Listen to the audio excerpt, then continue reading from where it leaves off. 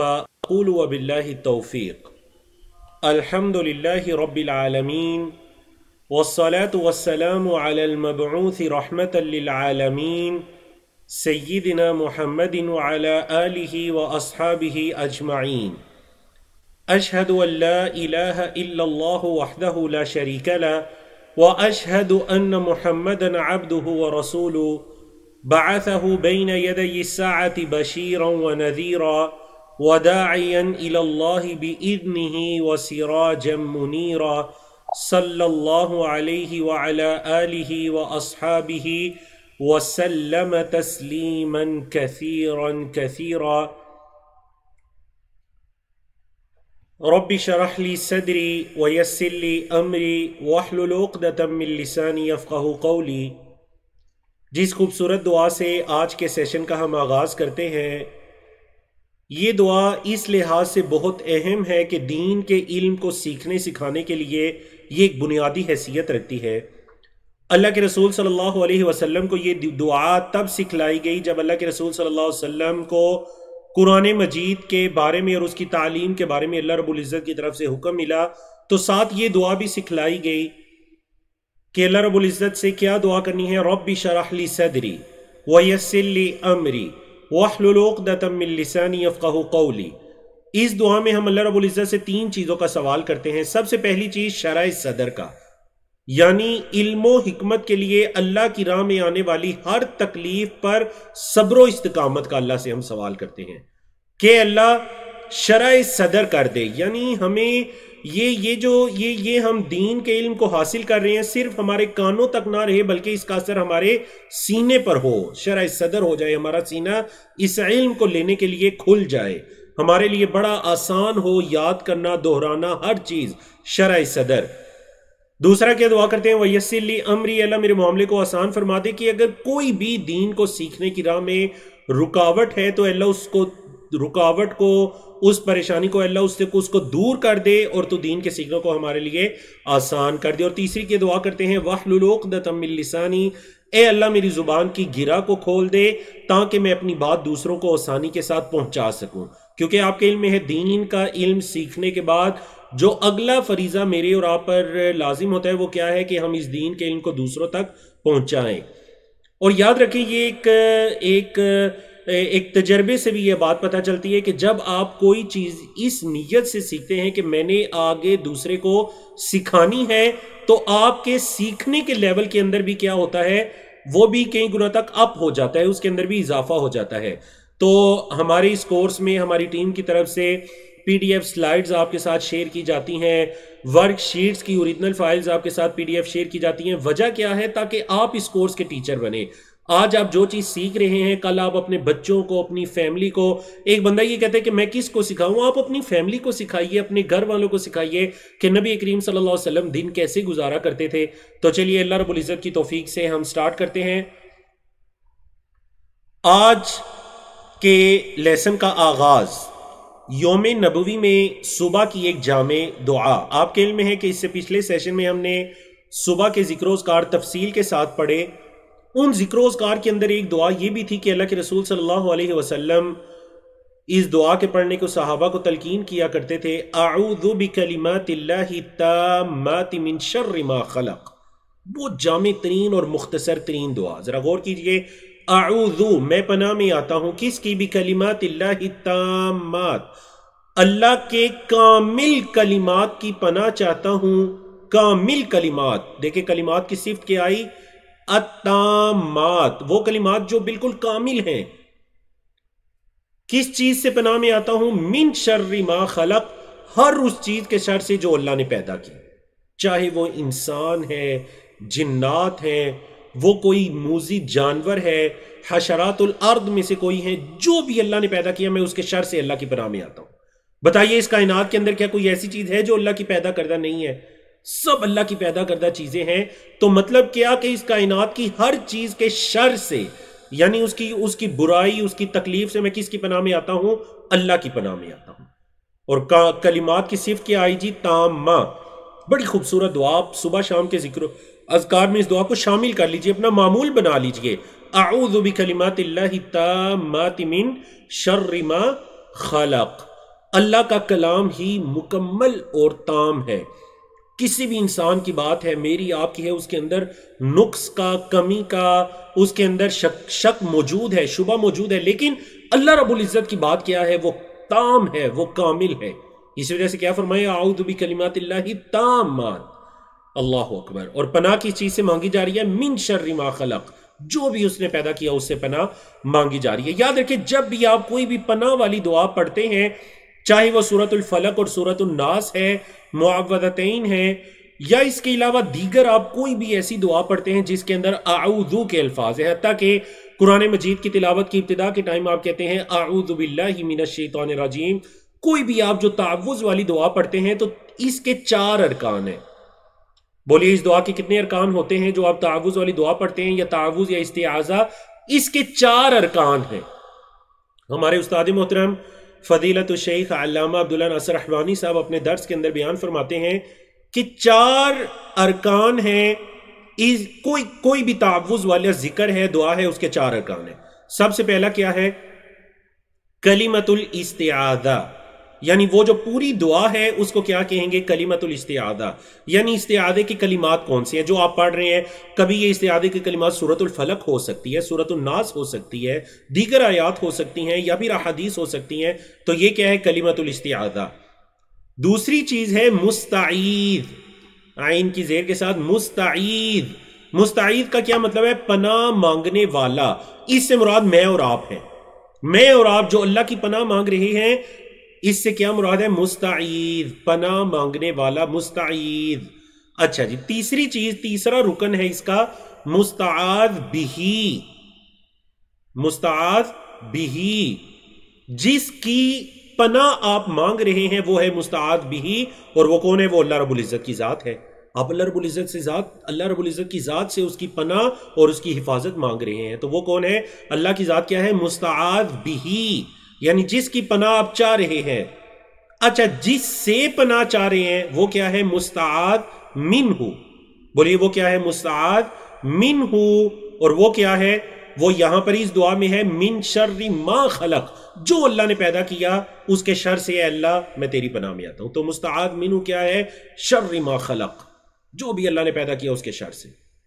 حتیٰ کہ اعوذ باللہ من الشیطان الرجیم، دیکھیں یہ دعا اعوذ باللہ من الشیطان الرجیم، اس پر اپلائی کیجئے.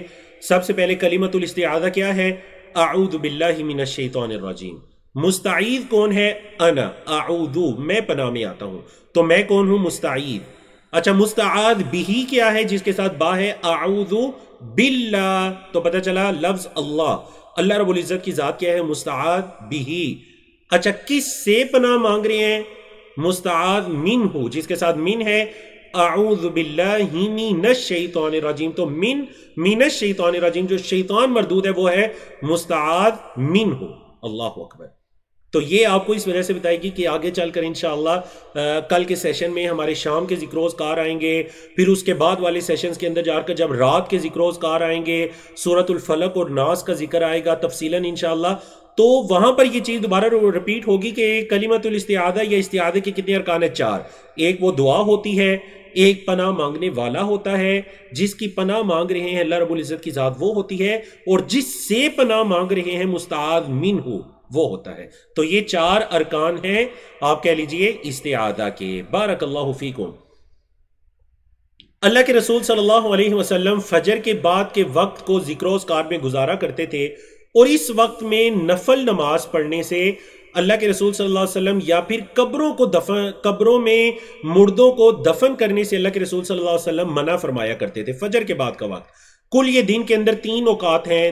حدیث مبارکہ آپ کے سامنے لکھی ہوئی ہے، سنن ترمذی کی یہ صحیح حدیث ہے. عقبہ بن عامر الجوہنی رضی اللہ تعالیٰ عنہ اس کے راوی ہیں. قال، کہتے ہیں 3 ساعات، 3 گھڑیاں ایسی ہیں، کان رسول اللہ صلی اللہ علیہ وسلم ینہانا، اللہ کے رسول صلی اللہ علیہ وسلم ہمیں منع کیا کرتے تھے، نصلی فیہن، کہ ہم ان میں نماز پڑھیں، او نقبر فیہن موتانا، یا ہم ان میں اپنے مردوں کو دفن کریں. یہ 3 گھڑیاں.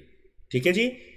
اب ان میں سب سے پہلی گھڑی کیا ہے؟ حین تطلع الشمس بازغۃ حتی ترتفع، سورج کے طلوع ہوتے وقت، یعنی جو سورج کے نکلنے کا یعنی اشراق کا وقت ہے، جب وہ سورج نکل رہا ہے یہاں تک کہ وہ کچھ بلند ہو جائے، یعنی جو اس کے نکلنے کا وقت ہے، کچھ نکلا کچھ ابھی باقی ہے، نکل رہا ہے، اس وقت میں نماز پڑھنے سے اور مردوں کو دفن کرنے سے اللہ کے رسول صلی اللہ علیہ وسلم منع فرمایا کرتے تھے۔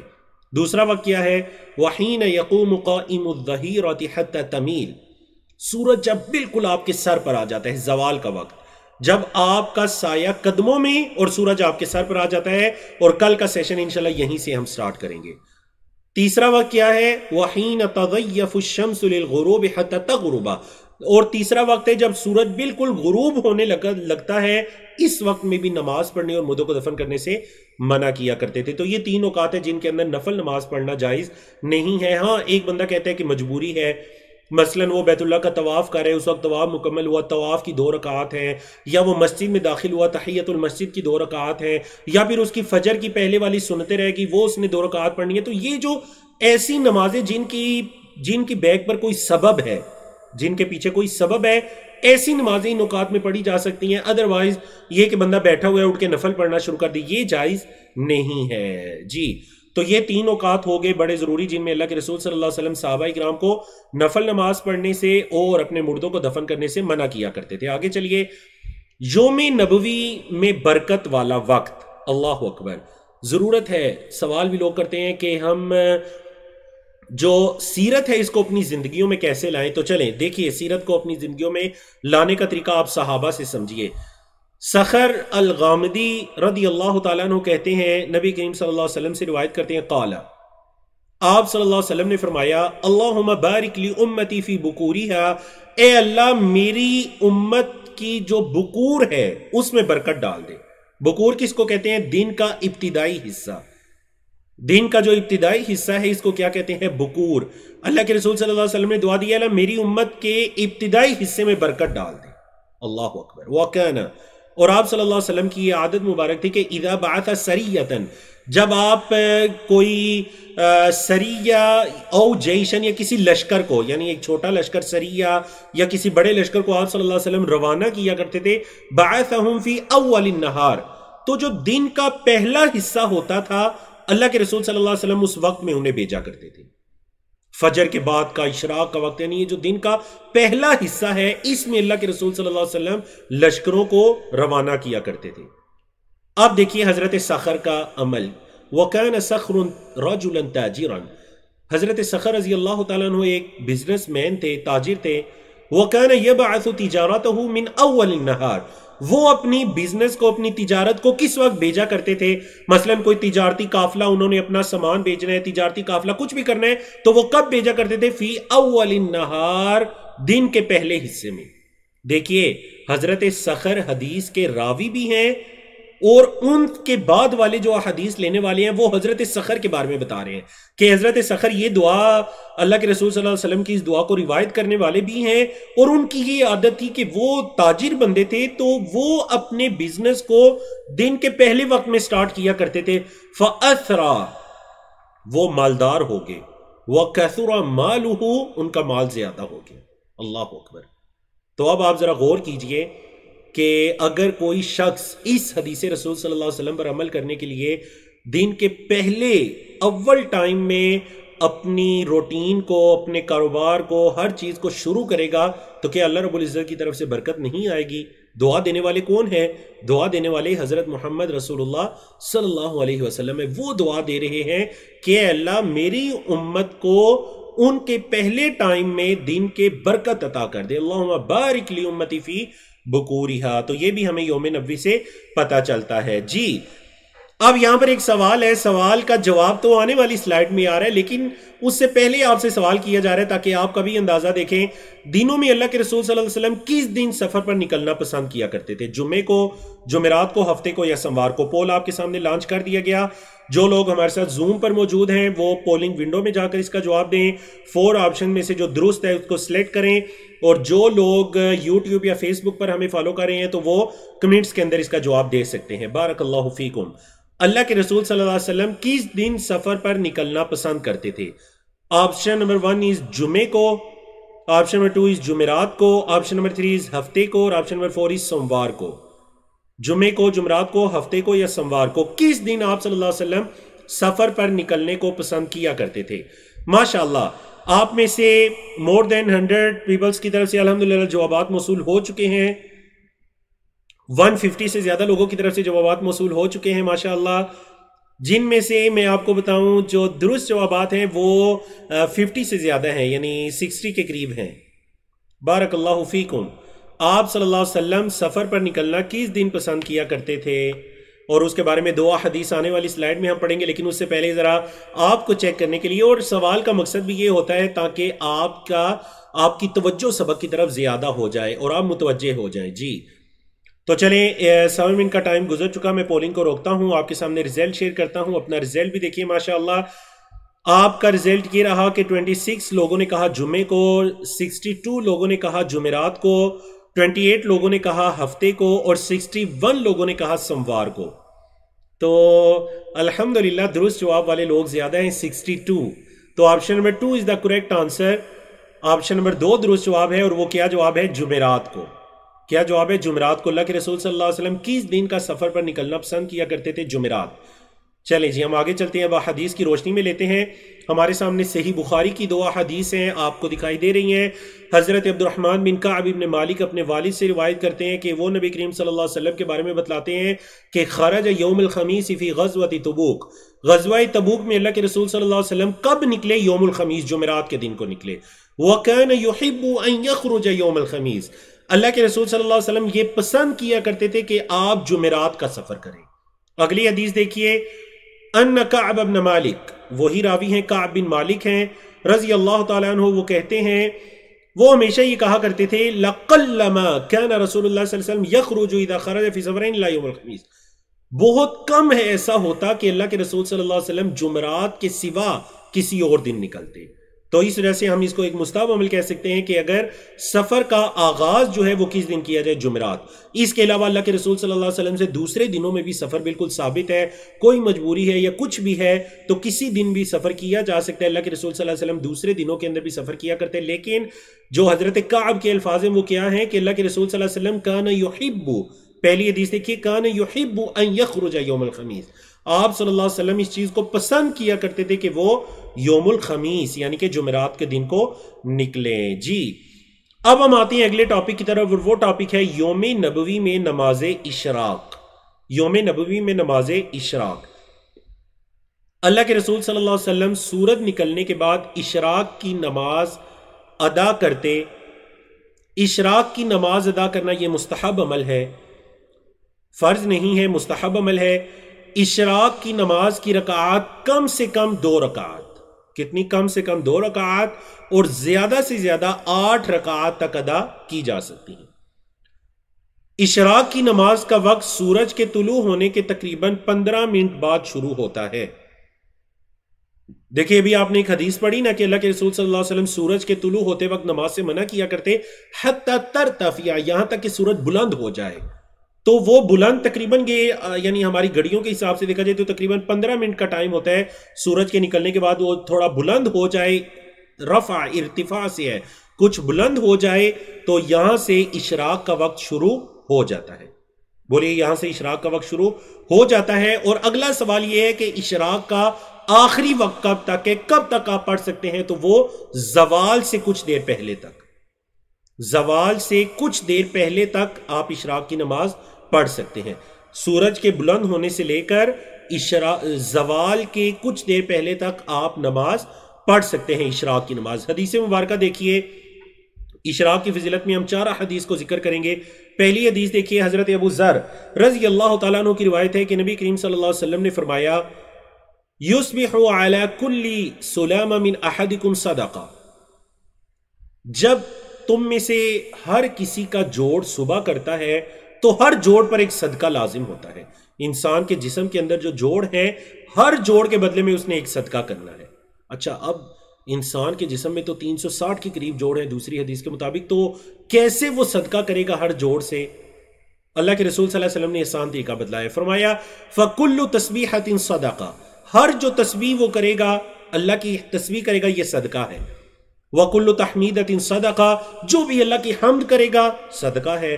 وَكُلُّ تَحْلِيلَةٍ صَدَقَةٍ، تحلیل کا کیا مطلب ہوتا ہے؟ لا الہ الا اللہ، اس کو کہتے ہیں کلمہ تحلیل. جو بھی وہ لا الہ الا اللہ پڑھے گا، تحلیل کرے گا تو یہ بھی صدقہ ہے. وَكُلُّ تَكْبِيرَةٍ صدقہ، اللہ اکبر کہے گا، ذکر کرے گا، یہ بھی صدقہ ہے.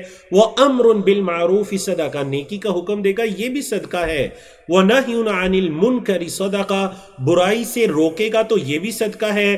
وَيُجْزِئُ مِنْ ذَلِكَ رَكْعَتَانِ، ان تمام چیزوں سے 2 رکعات کفایت کر جائیں گی. يَرْكَعُهُمَا مِنَ الضُّحَى، جو وہ اشراق کی 2 رکعتیں پڑھے گا، وہ بندہ جو اشراق کی 2 رکعتیں پڑھے گا، یہ 2 رکعتیں ان تمام چیزوں سے، یعنی یہ جسم کے ہر جوڑ پر جو صدقہ ہے، اس سے یہ 2 رکعات ہی کیا ہو جائیں گی، بولیں کفایت کر جائیں گی. تو بڑی خوبصورت حدیث ہے، اور مزید ہم حدیث لیتے ہیں اس وضاحت کے بعد. یاد رکھیے جو اشراق کی نماز ہے اس کے مختلف نام ہیں. اس کو ہم اشراق کی نماز بھی کہہ سکتے ہیں، اردو میں ہم اس کا ترجمہ کرتے ہوئے چاشت کی نماز بھی کہتے ہیں. احادیث کے اندر اس کو صلاۃ الاوابین، اوابین کی نماز بھی کہا گیا. اواب کا مطلب ہوتا ہے اللہ کی طرف رجوع کرنے والا، اللہ کی طرف لوٹنے والا، اللہ کے آگے جھکنے والا، انابت کرنے والا. اواب اس کی جمع ہے اوابین. تو صلاۃ الاوابین اس کو کیا کہتے ہیں؟ صلاۃ الاوابین. کتنے نام میں نے بتائے؟ 3. اشراق، چاشت، اوابین، یہ ایک ہی نماز کے 3 نام ہیں. اب نام کے مختلف ہونے کا وجہ کیا ہے؟ وہ ٹائمنگ کی وجہ سے ہے، نماز کے اوقات کی وجہ سے. سورج کے نکلنے کے بعد اگر فوراً آپ اس نماز کو پڑھ لیں گے سورج کے بلند ہوتے کے سار ہی، تو یہ ہوگا اشراق. یہ نماز کیا کہلائے گی؟ اشراق. اگر تقریباً 1-1.5 گھنٹہ گزرنے کے بعد آپ اس کو پڑھیں گے تو یہ کہلائے گی چاشت ہے. یہ بھی اشراق کی نماز ہی. یاد رکھیے یہ فجر سے لے کر ظہر یعنی زوال تک کے درمیان کی جو نماز ہے، یہ ایک ہی نماز ہے، چاشت کی یا اشراق کی یا اوابین. لیکن وہ ٹائمنگ کے لحاظ سے پڑھیں گے تو فرق آئے گا. رکعات وہی ہیں، کم سے کم 2 رکعات اور زیادہ سے زیادہ اس کی 8 رکعات ہیں. اوابین کس وقت کو کہا جائے گا؟ جب حدیث کے الفاظ ہیں اور آگے چل کر وہ حدیث آ رہی ہے، جب سورج بلند ہو جائے اور زمین کی تپش تیز ہو جائے، زمین گرم ہونا شروع ہو جائے. سورج اتنا بلند ہوا، آپ کے علم میں ہے نا، جب سورج بلند ہوتا ہے تو شروع میں اس کی اتنی تپش نہیں ہوتی، لیکن پھر تھوڑا بلند ہوتا ہے تو زمین گرم ہونا شروع ہو جاتی ہے. جب زمین گرم ہونا شروع ہو جائے تو یہ وقت ہے صلاۃ الاوابین کا. بولیے یہ وقت ہے صلاۃ الاوابین کا. تو اس طرح سے ان میں سے جو افضل ہے وہ کیا ہے؟ اوابین کے وقت میں. آگے چل کر حدیث آ رہی ہیں. حضرت ابو الدرداء رضی اللہ تعالیٰ عنہ کی روایت ہے صحیح مسلم کے اندر کہ آپ رضی اللہ تعالیٰ عنہ کہتے ہیں کہ قال، آپ نے کہا، اوصانی حبیبی، مجھے میرے حبیب نے یہ وصیت کی. حضرت ابو الدرداء کہتے ہیں مجھے میرے حبیب نے، یعنی آپ کے حبیب سے کون مراد ہے؟ حضرت محمد صلی اللہ علیہ وسلم. یعنی یہ صحابہ کے لیے ایک بڑے شرف کی بات تھی کہ صحابہ اپنے شاگردوں کو بیان کرتے ہوئے کیا کہا کرتے تھے کہ مجھے میرے حبیب حضرت محمد صلی اللہ علیہ وسلم نے اس چیز کی نصیحت کی ہے. بثلاث، 3 کاموں کی. لن ادعہن، میں ان کو ہرگز نہیں چھوڑوں گا، ما عشت، جب تک میں زندہ رہوں گا. مجھے میرے حبیب حضرت محمد صلی اللہ علیہ وسلم نے 3 کاموں کی وصیت کی ہے، جب تک زندہ ہوں ان کاموں کو نہیں چھوڑوں گا. وہ 3 کام کون سے ہیں؟ سب سے پہلا بصیام 3 ایام من کل شہر، ہر مہینے میں 3 روزے. اور آج کا ہمارا ٹاپک ہوگا ہر مہینے کے اندر 3 روزے. وہ صلاۃ الضحیٰ، اور صلاۃ ضحیٰ. صلاۃ ضحیٰ کا کیا مطلب ہے؟ اشراق کی نماز. یعنی اشراق کی نماز کو آپ عربی میں نام لیں گے تو وہ صلاۃ الضحیٰ ہے. چاشت کی نماز، اشراق کی نماز یا اوابین کی نماز، صلاۃ الضحیٰ. یہ پہلی نصیحت. دوسری نصیحت ہوگی صلاۃ الضحیٰ کی، اشراق کی نماز کی. اور تیسری نصیحت کیا ہوگی؟ وَبِأَلَّا أَنَامَ حَتَّى أُوتِرَ، اور میں اس وقت تک نہ سوؤں جب تک میں وطر نہ پڑھ لوں. مطلب وطر پڑھنے کے بعد میں سوؤں. تو مجھے میرے حبیب حضرت محمد صلی اللہ علیہ وسلم نے ان 3 کاموں کی وصیت کی ہے. جی دوبارہ دہرائیں، مہینے کے اندر 3 روزے رکھنے کی، صلاۃ الضحیٰ اشراق کی نماز کی، اور وطر پڑھ کر سونے کی مجھے وصیت کی. آگے چلیے. حضرت ابو درداء، یہ جو حدیث تھی حضرت ابو درداء رضی اللہ تعالیٰ عنہ کی. اگلی حدیث ہے حضرت زید بن ارقم کی. حضرت زید بن ارقم رضی اللہ تعالیٰ عنہ انہ رعا قوما یصلون من الضحیٰ فقال، حضرت زید نے کچھ لوگوں کو دیکھا کہ وہ اشراق کی نماز پڑھ رہے تھے. مطلب ضحیٰ جو ٹائم ہے نا، یہ سورج نکلنے کی کچھ دیر بعد کے، یعنی سورج نکلنے کی کچھ دیر بعد وہ نماز پڑھ رہے تھے، اس وجہ سے اس کو ضحیٰ کہا گیا. تو انہوں نے کہا اما لقد علموا ان الصلاۃ فی غیر هذه الساعة افضل، کیا ان لوگوں نے یہ نہیں جانا کہ اس کے علاوہ دوسرے وقت میں نماز پڑھنا یہ زیادہ افضل ہے؟ کیوں؟ پھر آگے حدیث بیان کی، فرمایا ان رسول اللہ صلی اللہ علیہ وسلم قال، کیونکہ اللہ کے رسول صلی اللہ علیہ وسلم نے فرمایا صلاۃ الاوابین. اب دیکھیں وہی نماز ہے سورج کے طلوع ہونے کے بعد کی، اور اس کو کیا کہا انہوں نے؟ صلاۃ الاوابین. اوابین کی جو نماز ہے حین ترمد الفصال، یہ تب ہوتی ہے جب اونٹنی کا بچہ حرارت محسوس کرنا شروع کر دے، اس کے پاؤں جلنا شروع ہو جائے. اس کی نشانی عرب کے اندر کیا بیان کی جاتی؟ آپ کو پتہ ہے عرب کے اندر ایک وقت کی نشانی یہ بھی بیان کی جاتی کہ اونٹنی کے بچے کو اگر دھوپ کے اندر یعنی صبح کے ٹائم وہ بندھا ہوا ہے، یہاں تک کہ سورج بلند ہونا شروع ہوا، زمین اتنی گرم ہو گئی کہ اونٹنی کا جو بچہ ہے اس نے اس کو تنگی کو محسوس کرنا شروع کر دیا یا گرمی کی شدت کو محسوس کرنا شروع کر دیا، اپنے پاؤں دائیں بائیں مارے تاکہ اس کے مالک کو پتہ چل جائے کہ میرے پاؤں جل رہے ہیں. یہ وقت ہے صلاۃ الاوابین کا. بولیے یہ وقت ہے صلاۃ الاوابین کا. تو حضرت زید بن ارقم کیا کہتے ہیں کہ جب انہوں نے لوگوں کو دیکھا کہ وہ سورج نکلنے کے فوراً بعد نماز پڑھ رہے تھے، جب سورج بلند ہوا یعنی ضحیٰ کے ٹائم میں، تو انہوں نے کہا کہ ان لوگوں کو نہیں پتا کہ اس نماز کا افضل وقت جو ہے وہ تب ہے جب اونٹنی کے بچے کے پاؤں جلنا شروع ہو جائے، مطلب جب سورج ذرا زیادہ بلند ہو اور زمین کو گرم کر دے. اب دیکھیں یہ جو وقت ہے نا، یہ ہم اس کی کوئی تحدید نہیں کر سکتے کہ یہ 9 بجے ہوتا ہے، 9:30 بجے ہوتا ہے، 10 بجے ہوتا ہے. اس کی تحدید نہیں کی جا سکتی کیونکہ یہ موسم کے لحاظ سے مختلف ہو سکتا ہے. حضرت عائشہ رضی اللہ تعالیٰ عنہ کہتی ہیں کان رسول اللہ صلی اللہ علیہ وسلم یصلی الضحى 4 ویزید ما شاء اللہ. صحیح مسلم کی حدیث، حضرت عائشہ فرماتی ہے کہ اللہ کے رسول صلی اللہ علیہ وسلم ضحیٰ کی 4 رکعات پڑھا کرتے تھے اور اس میں جتنا چاہتے اضافہ کرتے. حضرت ام ہانی روایت کرتی ہیں، وہ کہتی ہیں کہ اللہ کے رسول صلی اللہ علیہ وسلم صلی فی بیتہا، اللہ کے رسول صلی اللہ علیہ وسلم نے ان کے گھر میں نماز پڑھی عام الفتح، فتح مکہ کے سال 8 رکعات، 8 رکعات، فی ثوب قد خالف بین طرفی، ایک کپڑے میں نماز پڑھی اور آپ صلی اللہ علیہ وسلم نے اس کے کونوں کو مخالفت یعنی کہ ایک کونے کو ایک کندھے پر اور دوسرے کو دوسرے کندھے پر آپ صلی اللہ علیہ وسلم نے ڈالا ہوا تھا. تو آپ صلی اللہ علیہ وسلم نے ایک کپڑے میں 8 رکعات ان کے گھر میں پڑھی. تو علماء کرام کے نزدیک یہ جو نماز تھی یہ بھی کیا ہے؟ صلاۃ الضحیٰ ہی ہے، یہ بھی اشراق کی نماز ہی ہے. جی یہاں پر میں صرف ایک چیز کی وضاحت ضروری سمجھتا ہوں کہ معاشرے کے اندر یہ جو سمجھا جاتا ہے کہ صلاۃ الاوابین مغرب کے بعد کوئی نماز ہے، تو واللہ عالم اللہ کے رسول صلی اللہ علیہ وسلم سے کوئی بھی صحیح حدیث اس کے بارے میں نہیں ملتی کہ یہ مغرب کے بعد کی ہے، بلکہ یہ دیکھیں جو صحیح مسلم کی صحیح حدیث آپ کے سامنے لکھی ہوئی ہے یہ کیا ہے؟ صلاۃ الاوابین حین ترمد الفصال، یہ تب ہوتی ہے جب حرارت شدت اختیار کر جائے اور اونٹنی کا بچہ اس کی گرمی کو محسوس کرنے لگے. چلے ہاں جی، تو اس کوئز کو میں نے اتنا دہرایا کہ آپ کو یاد ہو ہی گیا ہوگا. صلاۃ الاوابین کا وقت کب ہوتا ہے؟ نمبر 1 سورج نکلنے کے بعد 15 منٹ بعد، نمبر 2 سورج نکلنے سے پہلے، نمبر 3 سورج کی جب تپش تیز ہو جائے، اور نمبر 4 سورج کی روشنی جب نکل آئے. جی تو یہاں پر میں آپ کے سامنے آج کا کوئز، ہمارا دوسرا کوئز ہے، لانچ کرنے جا رہا ہوں. جو لوگ زوم پر موجود ہیں وہ پولنگ ونڈو کے اندر جواب دیجئے، ووٹ کاسٹ کیجئے اپنا، اور جو یوٹیوب فیس بک رہے وہ کمنٹ میں جواب دے سکتے ہیں کہ ان میں سے کون سی آپشن درست ہے. جی بارک اللہ فیکم، ماشاء اللہ 130 کے قریب لوگوں کی طرف سے درست ماشاء اللہ جوابات موصول ہو چکے ہیں.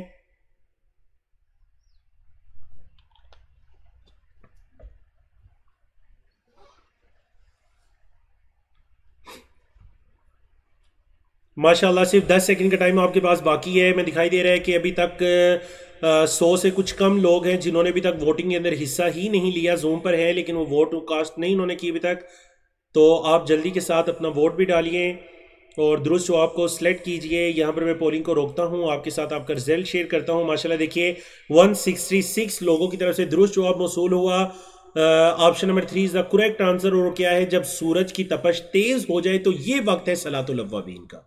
جب سورج کی تپش تیز ہو جاتی ہے تو یہ وقت ہے صلاۃ الاوابین کا. 20 لوگوں نے یہ کہا کہ سورج نکلنے کے 15 منٹ بعد، تو نہیں، 15 منٹ بعد وہ تو صلاۃ الضحیٰ یعنی اشراق کا وقت ہے، یعنی کہ اشراق کا وقت ہے. ٹھیک ہے، تو اب دیکھیں بعض لوگ ٹائم لکھ رہے ہیں مثلا 9 بجے 10 بجے، تو میں نے کہا اس کے ٹائم کی تحدید نہیں کی جا سکتی، تقریباً کہا جا سکتا ہے، تقریباً 9 یا تقریباً 10 بجے، لیکن وہ تقریباً ہی ہوگا. چلیں جی آگے. یوم نبوی میں عمل پر مداومت دیکھیے، عمل پر ہمیشگی، کنٹینیو آپ صلی اللہ علیہ وسلم کسی عمل کو کرتے۔ حضرت عائشہ فرماتی ہیں قالت کان رسول اللہ صلی اللہ علیہ وسلم اذا عمل عملا، اللہ کے رسول صلی اللہ علیہ وسلم جب کوئی عمل کرتے اثبتہ تو اس عمل کو ہمیشہ کرتے، یعنی اس کو پھر ثابت کر دیتے، برقرار رکھتے، اس عمل کو ہمیشہ کرتے۔ وکان اذا نام من اللیل، اللہ کے رسول صلی اللہ علیہ وسلم جب رات کو سو جاتے او مریضا یا مریض ہوتے صلی من النہار 12 رکعتا، تو اللہ کے رسول صلی اللہ علیہ وسلم دن کے ٹائم 12 رکعات پڑھ لیا کرتے تھے، دن کے ٹائم 12 رکعات پڑھ لیا کرتے تھے۔ کہتی ہیں وَمَا رَأَيْتُ رسول اللہ صلی اللہ علیہ وسلم قَامَ لَيْلَةً حَتَّى الصَّبَاحِ، اور میں نے کبھی ایسا نہیں دیکھا کہ اللہ کے رسول صلی اللہ علیہ وسلم نے پوری رات کا قیام کیا ہو یہاں تک کہ صبح ہو جائے۔ اللہ کے رسول صلی اللہ علیہ وسلم پوری رات کا قیام نہیں کرتے تھے، بلکہ رات سوتے بھی تھے اور جاگتے بھی تھے۔ اور انشاءاللہ ہمارے کورس کا جو آخری سیشن ہوں گے 2، ان میں آپ صلی اللہ علیہ وسلم کی رات کی عبادات کو بیان کیا جائے گا، تو وہاں پر تفصیل سے بتایا جائے گا کہ اللہ کے رسول صلی اللہ علیہ وسلم اپنی رات کو 6 حصوں کے اندر تقسیم کیا کرتے تھے، کچھ حصوں میں جاگتے، کچھ میں سوتے، ان کی تفصیل آگے چل کر آئے گی۔ وَمَا صَامَ شَهْرًا مُتَتَابِعًا إِلَّا رمضان، اور اللہ کے رسول صلی اللہ علیہ وسلم نے کبھی پورے مہینے کے نفلی روزے نہیں رکھے سوائے رمضان کے۔ تو گویا کہ حضرت عائشہ ایک میانہ روی بتا رہی ہیں اعمال کے اندر، چاہے وہ رات کی نماز ہے، تو جب پتہ چلا کہ بعض بندے پوری رات جاگ کر نماز پڑھتے ہیں، تو انہوں نے نبی کریم صلی اللہ علیہ وسلم کبھی پوری رات نہیں جاگے، سوتے بھی تھے، جاگتے بھی تھے۔ اور دوسری چیز یہ کہ آپ صلی اللہ علیہ وسلم نے کبھی پورے مہینے کے لگاتار روزے نہیں رکھے رمضان کے علاوہ، عام دنوں میں روزہ رکھتے بھی تھے اور چھوڑتے بھی تھے۔ اللہ اکبر۔ یوم نبوی میں عائلی زندگی، اب دیکھیں اشراق کی نماز ہو گئی، اللہ کے رسول صلی اللہ علیہ وسلم نماز اشراق کی ادائیگی کے بعد یا اس وقت میں، یعنی وہ جو نماز کا ٹائم ہے، یعنی نکلنے کے بعد، سورج کے نکلنے کے بعد آپ صلی اللہ علیہ وسلم مسجد سے امہات المومنین کی زیارت کے لیے تشریف لے جاتے۔ آپ صلی اللہ علیہ وسلم کا طریقہ کار یہ تھا کہ آپ صبح کے وقت اپنی تمام امہات کے گھر تشریف لے جایا کرتے تھے۔ آپ صلی اللہ علیہ وسلم سلام کرتے اور گھر کے اندر داخل ہوتے، ہر زوجہ محترمہ کے گھر میں کچھ دیر قیام کرتے، ان کے ساتھ گفت و شنیدگی میں مصروف رہتے، اور پھر اگر کسی زوجہ کے پاس کچھ کھانے کے لیے ہوتا تو وہ اللہ کے رسول صلی اللہ علیہ وسلم کو پیش کرتی، پھر آپ صلی اللہ علیہ وسلم وہ تناول فرماتے، اور زیادہ وقت یعنی ساری زوجات کے گھر سے گزرنے کے بعد پھر اس زوجہ کے گھر میں تشریف لے آتے یا اس زوجہ کے حجرے میں تشریف لے آتے جن کی اس دن کی باری ہوا کرتی تھی۔ اللہ کے رسول صلی اللہ علیہ وسلم ان کے پاس تشریف لے آیا کرتے تھے۔ اللہ کے رسول صلی اللہ علیہ وسلم گھریلو کاموں کے اندر اپنی زوجات کا ہاتھ بھی بٹایا کرتے، یعنی آپ صلی اللہ علیہ وسلم اپنے گھریلو کام خود سے کر لیا کرتے تھے، اس کے اندر کوئی آر کی بات نہیں ہے۔ آپ صلی اللہ علیہ وسلم کے بارے میں ام المؤمنین حضرت عائشہ رضی اللہ تعالیٰ عنہ سے سوال ہوا، سوال سنیے، کیونکہ دیکھیں عائلی زندگی کے بارے میں جو سوالات ہوتے تھے وہ لوگ آ کر امہات المومنین سے پوچھا کرتے تھے۔ تو حضرت عائشہ سے سوال ہوا کہ ما کان رسول اللہ صلی اللہ علیہ وسلم یعمل فی بیتہ، اچھا اے حضرت عائشہ رضی اللہ تعالیٰ عنہ ذرا بتلائیں کہ اللہ کے رسول صلی اللہ علیہ وسلم اپنے گھر میں کیا کیا کرتے تھے۔ بالکل صحیح حدیث ہے مسند احمد اور سلسلہ صحیحہ کی، اللہ کے رسول صلی اللہ علیہ وسلم گھر میں کیا کام کیا کرتے تھے۔ فقالت، حضرت عائشہ فرماتی ہیں کان بشرا من البشر، آپ صلی اللہ علیہ وسلم بشر تھے، یفلی ثوبہ، اپنے کپڑے کو پیوند لگا لیا کرتے، کپڑے کو سی لیا کرتے، پیوند لگا لیا کرتے، وَيَحْلُبُ شَاتَهُ، بکری کا دودھ دو لیا کرتے تھے، وَيَخْدُمُ نَفْسَهُ، اور اپنے کام خود سے کر لیا کرتے تھے۔ اللہ اکبر، یہ کون فرما رہا ہے؟ امہات المومنین میں سے حضرت عائشہ رضی اللہ تعالیٰ عنہ، اور کن کے بارے میں بیان فرما رہی ہیں؟ حضرت محمد رسول اللہ صلی اللہ علیہ وسلم کے بارے میں۔ خاتم الانبیاء ہیں، خاتم المرسلین ہے، لیکن گھریلو کام کرنا کوئی آپ صلی اللہ علیہ وسلم کے لیے آر کی بات نہیں تھی۔ اسی وجہ سے حضرت عائشہ رضی اللہ تعالیٰ نے بھی یہ تجزیہ پیش کیا کہ آپ صلی اللہ علیہ وسلم اپنے گھر کے کام خود کر لیا کرتے تھے، بکری کا دودھ بھی آپ صلی اللہ علیہ وسلم دو لیا کرتے تھے، اور آپ صلی اللہ علیہ وسلم اپنے کپڑے کو پیون وغیرہ بھی لگا لیا کرتے تھے، اس کے اندر کوئی آر کی بات نہیں ہے۔ جی اب ہم دیگر معاملات کی طرف آتے ہیں کہ اس وقت میں اللہ کے رسول صلی اللہ علیہ وسلم کیا معاملات آپ صلی اللہ علیہ وسلم کے ہوا کرتے تھے۔ اللہ کے رسول صلی اللہ علیہ وسلم کبھی مسلمانوں کی حاجت اور ضرورت پوری کرنے کے لیے نکل جاتے، کبھی مسجد نبوی میں مجلس نبوی منعقد ہوتی، آپ کے علم میں یعنی یہ جو ٹائم ہوتا تھا صبح کا جو اشراق کے بعد کا ٹائم ہے، اگر صحابہ میں سے کسی نے نمازوں کے اوقات کے علاوہ آپ صلی اللہ علیہ وسلم کی مجلس کے اندر حاضری دینی ہوتی یا آپ صلی اللہ علیہ وسلم کی صحبت کو اختیار کرنا ہوتا تو وہ مسجد نبوی تشریف لے آیا کرتے تھے۔ اس وقت میں اللہ کے رسول صلی اللہ علیہ وسلم مسجد نبوی کے اندر تشریف رکھا کرتے تھے۔ کبھی ایسا ہوتا کہ آپ صلی اللہ علیہ وسلم اس وقت میں صحابہ سے ملاقات کے لیے چلے جاتے، کبھی ایسا ہوتا کہ اللہ کے رسول صلی اللہ علیہ وسلم اس وقت میں بازار میں چلے جایا کرتے تھے تاکہ بازار کے معاملات کو دیکھا جا سکے۔ تو اللہ کے رسول صلی اللہ علیہ وسلم اس وقت کو یعنی یہ جو سورج نکلنے کے بعد سے لے کر زوال تک کا وقت ہے، یہ جو 4-5 گھنٹے اللہ کے رسول صلی اللہ علیہ وسلم اس میں اگر کسی صحابی کی کوئی حاجت ضرورت ہوتی اس کے لیے بھی نکلا کرتے، گھر کے اندر بھی ٹائم دیا کرتے، اللہ کے رسول صلی اللہ علیہ وسلم مسجد نبوی کے اندر بھی ٹائم دیا کرتے، اور اللہ کے رسول صلی اللہ علیہ وسلم اگر سفر وغیرہ ہوتا تو اس کے لیے بھی اس ٹائم کو پسند کیا کرتے تھے۔ آپ صلی اللہ علیہ وسلم کے بارے میں یاد رکھیے کہ قبل از نبوہ آپ صلی اللہ علیہ وسلم 2 طرح کے پیشوں سے منسلک رہے، ایک بکریاں چرانا اور دوسرا تجارت۔ آپ کے علم میں ہے اللہ کے رسول صلی اللہ علیہ وسلم کی جو مکی زندگی ہے اس میں اللہ کے رسول صلی اللہ علیہ وسلم بکریاں بھی چرایا کرتے تھے اور تجارت بھی آپ صلی اللہ علیہ وسلم کا پیشہ تھا۔ آپ حضرت خدیجہ رضی اللہ تعالیٰ عنہ کا مال کو لے کر عرب کی منڈیوں تک گئے، عرب کے بازاروں میں گئے، تجارت بھی آپ کا پیشہ تھا۔ یہی وجہ ہے کہ اللہ کے رسول صلی اللہ علیہ وسلم بازاروں اور معاشی معاملات کے طور طریقوں کو اور اونچ نیچ کو اچھی طرح سے جانتے تھے، اس سے واقفیت رکھتے تھے۔ یعنی یہ نہیں کہ محمد صلی اللہ علیہ وسلم کو صرف مسجد کے حد تک جو امور ہیں وہ پتہ تھے، بلکہ جو بازاروں کے اندر منڈیوں کے جو معاملات ہیں اللہ کے رسول صلی اللہ علیہ وسلم ان کو بھی اچھی طرح سے جانتے تھے، حتیٰ کہ اس کے اندر کیا اونچ نیچ ہوتا ہے تجار کے درمیان اس کو بھی جانتے تھے۔ حضرت ابو بردہ کہتے ہیں کہ انطلقت مع النبی صلی اللہ علیہ وسلم، میں اللہ کے رسول صلی اللہ علیہ وسلم کے ساتھ چلا الی بقیع المصلی، یہ بقیع جو وہاں پر ایک بازار لگا کرتا تھا، وہاں پر میں اللہ کے رسول صلی اللہ علیہ وسلم کے ساتھ چلا، مدینے کا ایک بازار ہوا کرتا تھا، بقیع جو بھی قبرستان ہے اس کے قریب۔ فَأَدْخَلَ يَدَهُ فِي طَعَامٍ، اب کیا ہوا، اللہ کے رسول صلی اللہ علیہ وسلم نے دیکھا ایک ڈھیر لگا ہوا ہے اناج کا، تو اللہ کے رسول صلی اللہ علیہ وسلم نے اپنا مبارک ہاتھ اس کے اندر داخل کیا۔ سامنے تو جو دکھائی دے رہا ہے وہ تو خشک ہے اناج، لیکن اپنے ہاتھ کو آپ صلی اللہ علیہ وسلم نے اس ڈھیر کے اندر جب داخل کیا، فَإِذَا هُوَ مَغْشُوشٌ أَوْ مُخْتَلَفٌ، تو پتہ چلا کہ اس میں تو ملاوٹ ہے، مغشوش غش سے ہے، دھوکہ دیا گیا ہے کہ سامنے خشک اناج رکھا گیا اور اس کے اندر گیلا اناج رکھا گیا ہے۔ تو آپ کے علم میں ہے کہ جو گیلا اناج ہے اس کا ریٹ کم ہوتا ہے، خشک اناج کا ریٹ زیادہ ہوتا ہے۔ تو وہ جو صاحب تھے، وہ جو بیچنے والے تھے، انہوں نے کیا کیا، جب ڈھیر لگایا اوپر خشک رکھ دیا اور اندر گیلا رکھ دیا۔ آپ صلی اللہ علیہ وسلم نے کیسے پہچانا، اپنا ہاتھ مبارک اندر ڈال کر، اور آپ صلی اللہ علیہ وسلم نے پھر یہ حدیث مبارکہ ارشاد فرمائی اسی موقع پر، فرمایا لیس منا من غشنا، جس نے ہمیں دھوکہ دیا وہ ہم میں سے نہیں ہے، لیس منا۔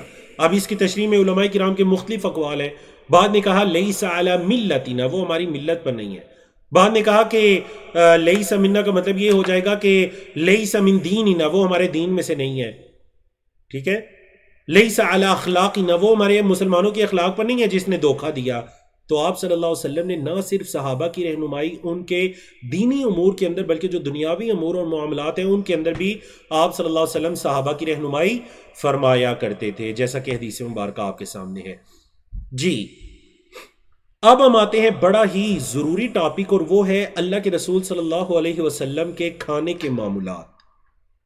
یوم نبوی کورس کے دوران آپ کہہ لیجئے پہلے بھی اور خاص کر ان دنوں کے اندر میں اللہ کے رسول صلی اللہ علیہ وسلم کے کھانے کے اوقات کے متعلق جاننے کے لیے کافی تگ و دو کر رہا تھا کہ آپ صلی اللہ علیہ وسلم کا ناشتہ کب ہوتا، دن کا کھانا کب ہوتا، رات کا کھانا کب ہوتا، یہاں تک کہ مجھے شیخ ابن باز رحمہ اللہ کا یہ کلام دکھائی دیا جو آپ کو دکھائی دے رہا ہے۔ شیخ ابن باز رحمہ اللہ، جب ان سے یہ سوال کیا گیا اللہ کے رسول صلی اللہ علیہ وسلم کے کھانے کے اوقات کے بارے میں، تو وہ فرماتے ہیں، سعودی عرب کے مفتی اعظم گزرے ہیں شیخ ابن باز رحمہ اللہ، کہتے ہیں کہ اللہ کے رسول صلی اللہ علیہ وسلم اور صحابہ کرام رضوان اللہ علیہ اجمعین ہماری طرح ہر حال میں 3 ٹائم ان کی کھانا کھانے کی عادت نہیں تھی۔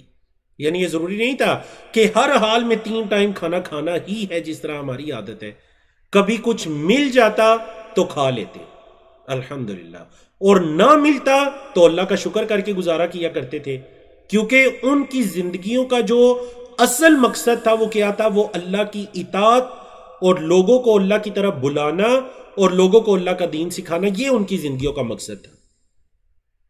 صبح میں، دوپہر میں، شام میں شیخ ابن باز فرماتے ہیں کہ اگر کچھ مل جاتا تو کھا لیا کرتے تھے، اور اس کھانے کا مقصد بھی کیا ہوا کرتا تھا؟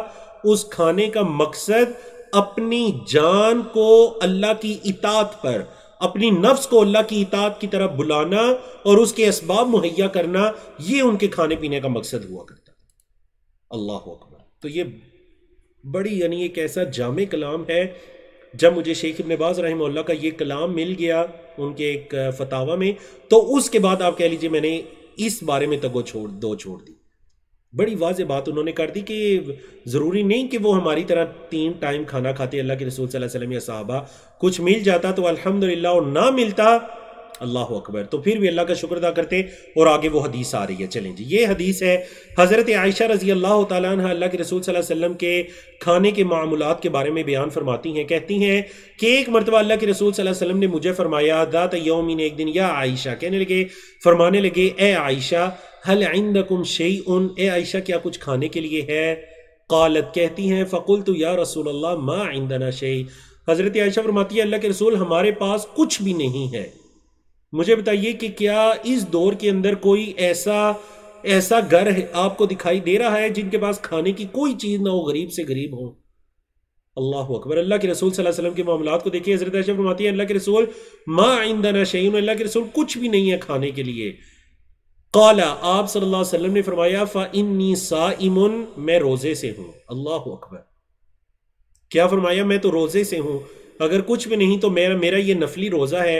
اور آپ کے علم میں ہے کہ نفلی روزے کا رول یہ ہے ان حدیث کی روشنی میں کہ اگر آپ نے فجر سے کچھ نہیں کھایا پیا، 10-11 بجے کا ٹائم آ گیا ہے اور آپ یہ سمجھتے ہیں کہ آپ مغرب تک کے ٹائم کو گزار سکتے ہیں، تو آپ اس ٹائم بھی نیت کر سکتے ہیں کہ میں آج روزے سے ہوں، میں نے صبح سے کچھ بھی نہیں کھایا پیا۔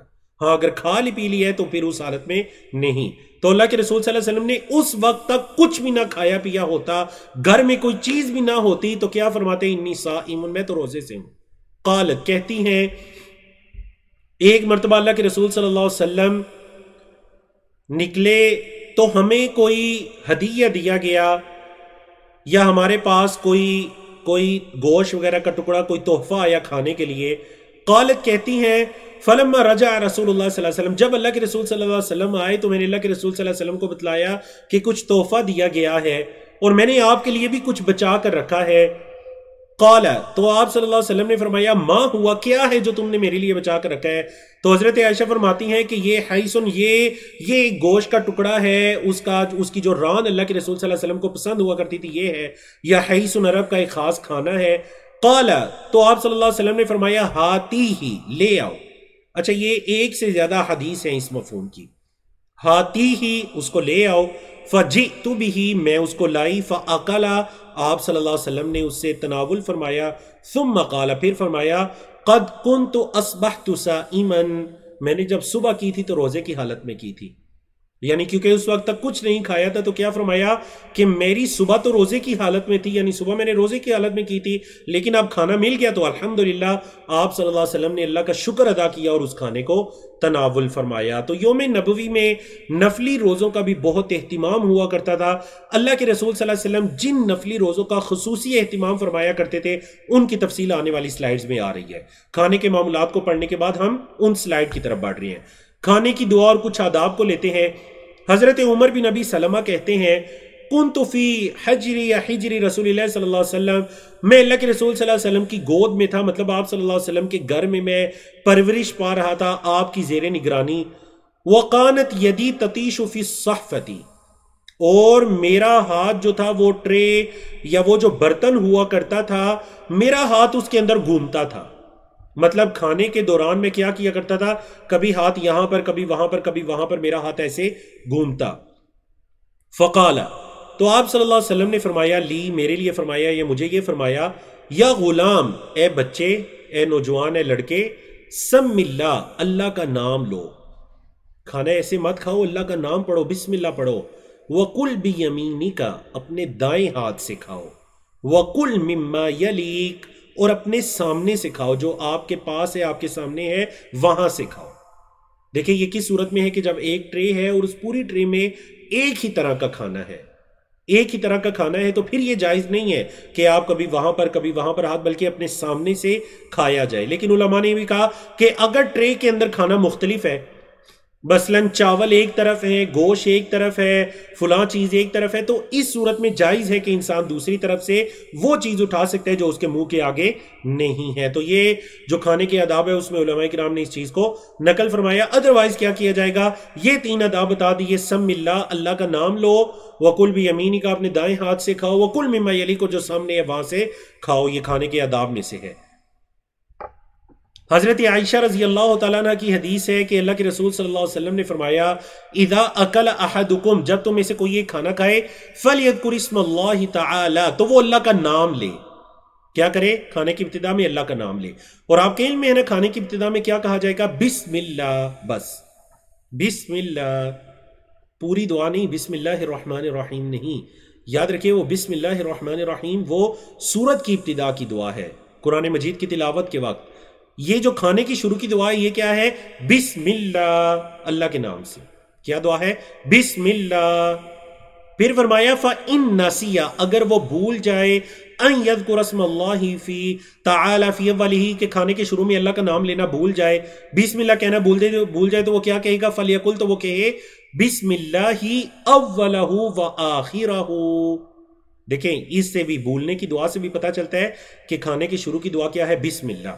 اگر شروع میں پوری ہوتی بسم اللہ الرحمن الرحیم تو بھولنے کی صورت میں بھی پوری ہوتی بسم اللہ الرحمن الرحیم اولہ و آخرہ، نہیں، دعا کیا ہے؟ بسم اللہ اولہ و آخرہ۔ اور ابو داؤد، سنن ابی داؤد کے اندر یہ الفاظ بھی ہیں، بسم اللہ فی اولہ و آخری، وہاں پر فی کا اضافہ بھی موجود ہے، اور جب فی لگائیں گے تو پھر اول اور آخر پر زیر پڑی جائے گی، بسم اللہ فی اولہ و آخرہ، اور جب فی نہیں ہوگا تو زبر پڑی جائے گی، بسم اللہ اولہ و آخرہ۔ تو یہ کھانے کے شروع میں اگر دعا پڑھنا بھول جائیں تو پھر یہ دعا درمیان میں جب بھی یاد آئے آپ پڑھ سکتے ہیں۔ جی، کھانے کے بعد کی دعا کی طرف آتے ہیں۔ حضرت ابو امامہ اس حدیث کے راوی ہیں، ان نبی صلی اللہ علیہ وسلم کان اذا رفع مائدتہ، اللہ کے رسول صلی اللہ علیہ وسلم جب کھانا اٹھایا جاتا یعنی دسترخوان کو اٹھا لیا جاتا تو پھر کیا کہتے؟ قال، آپ صلی اللہ علیہ وسلم فرماتے، الحمدللہ کثیرا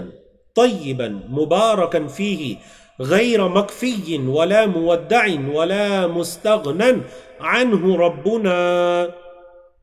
یہ دعا آپ صلی اللہ علیہ وسلم کھانے کے بعد پڑھا کرتے تھے۔ دوبارہ، الحمدللہ کثیرا طیبا مبارکا فیہ غیر مکفی ولا مودع ولا مستغنا عنہ ربنا، بارک اللہ فیکم۔ ایک اور دعا بھی ہے اللہ کے رسول صلی اللہ علیہ وسلم کھانے کے بعد جو پڑھا کرتے تھے، وہ کیا ہے؟ آپ صلی اللہ علیہ وسلم نے فرمایا، یا اللہ کے رسول صلی اللہ علیہ وسلم کان رسول اللہ صلی اللہ علیہ وسلم اذا اکل او شرب، جب آپ صلی اللہ علیہ وسلم کچھ کھاتے تو یا پیتے تو کیا فرماتے؟ الحمدللہ الذی اطعم وسقا، تمام تعریفیں اس اللہ کے لیے جس نے کھلایا اور پلایا، اطعم وسقا وسوغہ، اور اسے چلایا، خوشگوار بنایا، مطلب اس کو چلایا بھی، وجعل له مخرجا، اور اس کے نکلنے کی راہ بھی بنائی۔ تمام تعریفیں اس سے اللہ کے لیے ہیں۔ تو یہ بھی کھانے کے بعد، اور اس کے علاوہ کچھ اور دعائیں بھی ہیں، لیکن چونکہ یہ شارٹ کورس ہے اس کے اندر ہم کچھ دعائیں بیان کر کے آپ کی رغبت ان دعاؤں کی طرف کروانا چاہتے ہیں۔ باقی جو حسن المسلم وغیرہ جو دعاؤں کی کتابیں ہیں وہاں سے آپ دیگر دعائیں بھی دیکھ سکتے ہیں۔ یوم نبوی میں نفلی روزوں کا بڑا اہتمام ہوا کرتا تھا، اللہ اکبر۔ چلیں ہم دیکھتے ہیں نفلی روزوں کے اہتمام کے اندر حضرت عائشہ رضی اللہ تعالیٰ عنہ سے روایت ہے، سئلت، آپ رضی اللہ تعالیٰ عنہ سے سوال کیا گیا کس بارے میں؟ عن صوم رسول اللہ صلی اللہ علیہ وسلم، اللہ کے رسول صلی اللہ علیہ وسلم کے روزوں کے بارے میں۔ قالت، تو آپ نے کہا، کان یصوم شعبان، اللہ کے رسول صلی اللہ علیہ وسلم ماہ شعبان کے روزے رکھتے، وَيَتَحَرَّ الْإِثْنَيْنِ وَالْخَمِيسِ، اور آپ صلی اللہ علیہ وسلم جس روزے کو پسند کیا کرتے تھے، اس کو تلاش کیا کرتے تھے، وہ یوم الاثنین اور یوم الخمیس کا روزہ ہے۔ کون کون سے؟ سموار اور جمعرات۔ سموار اور جمعرات اس کے روزے کو آپ صلی اللہ علیہ وسلم تلاش کیا کرتے تھے، خصوصی اہتمام فرماتے ان دو دنوں کا۔ دوسری حدیث کے اندر اس کی وجہ بھی بتلاتے رہے ہیں، سنن ترمذی کی وہ بھی صحیح حدیث ہے، حضرت ابو ہریرہ رضی اللہ تعالیٰ عنہ کی روایت ہے کہ ان رسول اللہ صلی اللہ علیہ وسلم قال، آپ صلی اللہ علیہ وسلم نے فرمایا تعرض الاعمال یوم الاثنین والخمیس، اللہ رب العزت کے ہاں جو اعمال پیش ہوتے ہیں ہفتے کے، وہ 2 دنوں میں پیش ہوتے ہیں۔ کون کون سے 2 دنوں میں؟ یوم الاثنین سموار کے دن، یوم الخمیس جمعرات کا دن۔ اب اللہ کے رسول صلی اللہ علیہ وسلم فرمایا فَأُحِبُّ أَن يُعْرَضَ عَمَلِي وَأَنَا صَائِمٌ، میں اس چیز کو پسند کرتا ہوں کہ جب میرا عمل اللہ کے ہاں پیش کیا جائے تو میں روزے کی حالت میں ہوں۔ میں پسند کرتا ہوں کہ جب میرا عمل اللہ کے ہاں پیش کیا جائے تو میں کیا ہوں؟ میں روزے کی حالت میں ہوں۔ تو یہ 2 دن ہیں، یوم الاثنین اور یوم الخمیس، سموار کا دن اور جمعرات کا دن، جس دن کے روزے کو اللہ کے رسول صلی اللہ علیہ وسلم پسند کیا کرتے تھے۔ مہینے کے اندر 3 روزوں کا ذکر ابھی گزرا، اللہ کے رسول صلی اللہ علیہ وسلم مہینے میں 3 روزوں کو پسند کیا کرتے تھے۔ جریر بن عبداللہ روایت کرتے ہیں اللہ کے رسول صلی اللہ علیہ وسلم نے فرمایا صیام 3 ایام من کل شہر، ہر مہینے میں 3 دن کے روزے، صیام الدہری گویا کہ پورے زمانے کے روزے ہیں۔ مہینے میں 3 روزے ایسے ہیں جیسے زمانے بھر کے روزے ہیں۔ اچھا وہ 3 دن کون سے ہیں؟ وہ ایام البید، وہ 3 دن ہیں ایام البید، روشنی کے دن۔ وہ 3 دن کون سے ہیں؟ روشنی کے۔ اچھا جی وہ روشنی کے دن کون سے ہیں؟ چلے چیٹ میں آپ مجھے بتائیں کہ چاند کب پورا ہوتا ہے؟ چاند کب، مہینے کے اندر چاند کب پورا ہوتا ہے؟ یاد رکھنے کا آسان طریقہ دیکھیں، آپ کے علم میں ہے نا جسے آپ 14ویں کا چاند کہتے ہیں، جس کو ہم بدر کہتے ہیں عربی میں، جو مکمل ہو جاتا ہے وہ کیا ہے؟ وہ 14ویں کا چاند ہوتا ہے۔ اب ایک دن اس سے پہلے اور ایک دن اس کے بعد، یہ ہے 3 ایام 20۔ 14ویں کا چاند تو سب کو یاد ہے نا۔ ابھی دیکھیں کسی نے چیٹ میں کہا 12 13 15، 12 13 14، کیوں؟ آپ کے بھولنے کی وجہ کیا ہے؟ آپ یاد کیجئے کیسے۔ دیکھیے 14ویں کا چاند پورا ہوتا ہے، ایک دن اس سے پہلے اور ایک دن اس کے بعد، یہ 3 ہیں روشنی کے دن، ایام 20، یعنی ان دنوں میں چاند کی روشنی پوری ہوتی ہے۔ آپ کے علم میں اگر آپ بغیر لائٹ کے بھی بعض علاقوں میں نکلیں تو آپ کو بالکل سب کو دکھائی دیتا ہے، کیونکہ چاند کی روشنی ہوتی ہے 3 دن، 13 14 15، ان کو کہتے ہیں ایام بید۔ ان 3 دنوں کے روزے اللہ کے رسول صلی اللہ علیہ وسلم پسند کیا کرتے تھے، اور فرمایا کہ جس نے مہینے میں 3 روزے رکھے یعنی ایام 20 کے، تو گویا اس نے پورے زمانے کے، پورے مہینے کے، پورے زمانے کے روزے رکھے۔ دوسری روایت حضرت ابو ذر کی روایت ہے، قال کہتے ہیں امرنا رسول اللہ صلی اللہ علیہ وسلم، اللہ کے رسول صلی اللہ علیہ وسلم نے ہمیں حکم دیا ان نصوم من الشہر، کہ ہم مہینے میں روزے رکھیں، کیا؟ 3 ایام، 3 دن، البید جو روشنی کے ہیں۔ دیکھیے اب یہ کہتے ہیں سفید کو، اسی سے ہے بید، روشنی کے دن۔ وہ کون سے ہیں؟ 13 13 و14 14 و15 15۔ تو ان 3 دنوں کے روزوں کا اللہ کے رسول صلی اللہ علیہ وسلم نے ہمیں حکم دیا جی۔ اس کے علاوہ یعنی یہ دیکھیں یہاں پر ذکر گزرا سموار اور جمعرات کے روزوں کا اور ایام 20 کے روزوں کا، یعنی مہینے کے اندر 3۔ اس کے علاوہ اللہ کے رسول صلی اللہ علیہ وسلم جن روزوں کا اہتمام فرمایا کرتے تھے ان میں شوال کے 6 روزے ہیں۔ کون سے؟ شوال کے 6 روزے، 9 ذی الحجہ کا روزہ اور 10 محرم کا روزہ۔ شوال کے 6 روزوں کے بارے میں حدیث مبارکہ آپ کے سامنے ہے۔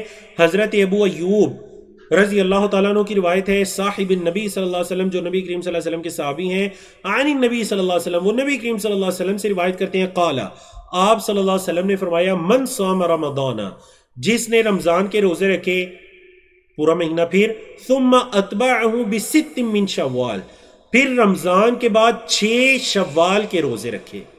شوال رمضان کے بعد جو اگلا مہینہ ہوتا ہے، عید کے پہلے دن سے جو شروع ہو جاتا ہے، پھر شوال کے 6 روزے رکھے، فَكَأَنَّمَا صَامَ الدَّهْرَ، تو یہ ایسے ہی ہے جیسے انہیں پورے سال کے روزے رکھے۔ یعنی عید کے پہلے دن نہیں، اس کے بعد کے دنوں سے روزے شروع کیے جا سکتے ہیں شوال کے روزے۔ تو اگر کسی نے شوال میں بھی 6 روزے رکھے، رمضان کے روزے رکھے، پھر اس کے بعد 6 شوال کے روزے رکھے، تو اس کی مثال ایسی ہے جیسے اس نے پورے سال کے روزے رکھے۔ اللہ اکبر۔ نبی کریم صلی اللہ علیہ وسلم نے یہ شوال کے 6 روزوں کی فضیلت بیان کی، بالکل صحیح حدیث ہے۔ آگے چلیے، صحیح مسلم کی حدیث کے اندر اللہ کے رسول صلی اللہ علیہ وسلم یوم عرفہ یعنی کہ 9 ذی الحجہ کے روزے کی اور 10 محرم کے روزے کی فضیلت بیان کریں۔ آپ صلی اللہ علیہ وسلم فرمایا سیام یوم عرفہ، یوم عرفہ کا روزہ احتسب علی اللہ ان یکفر السنۃ التي قبل والسنۃ التي بعد، یہ 1 ذی الحجہ کا روزہ میں اللہ رب العزت سے یہ امید کرتا ہوں کہ اللہ رب العزت اسے 1 روزے کے بدلے میں 2 سال کے گناہوں کو معاف کرے گا، ایک اس سے پہلا سال اور ایک اس کے بعد والا سال۔ یہ کس کی فضیلت ہے؟ یوم عرفہ کی۔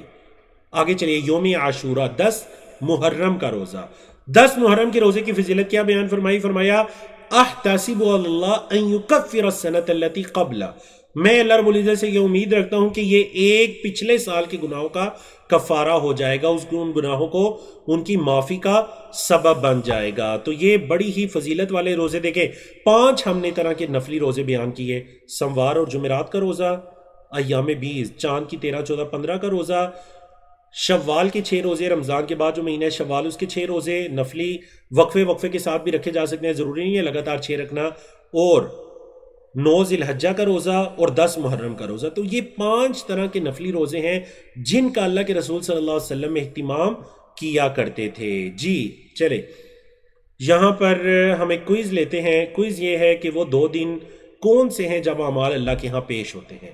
وہ جمعے اور ہفتے کا دن ہے، وہ سموار اور جمعے کا دن ہے، یا وہ سموار اور جمعرات کا دن ہے، یا وہ جمعرات اور جمعے کا دن ہے؟